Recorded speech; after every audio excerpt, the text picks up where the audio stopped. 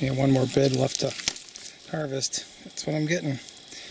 And this is the best harvest I've ever had up here by camp. So these are Upper Michigan onions now. Of course, my grandma was born and raised near Butternut, Wisconsin.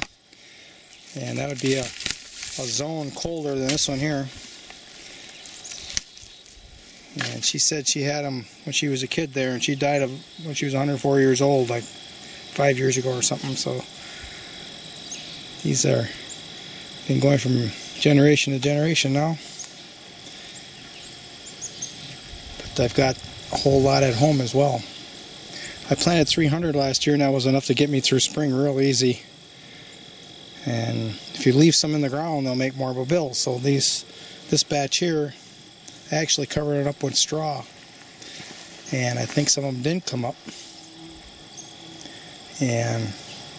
But enough of them came up here. They were a little more separated. Let's say the tougher ones came up, and now the bulbs that are in the ground, even though the stalks are dying off now, those bulbs are going to start sending up new shoots. So those bulbs just keep right on living year after year. These Bulbils will make brand new ones. And what I do is I plant them now in the fall, which is getting pretty close to fall. I think we're 3 weeks away. And they'll grow this year. They'll die back for the winter, freeze solid. And they actually start growing before the ground is totally unthawed. And then you start harvesting them. Eating them like scallions.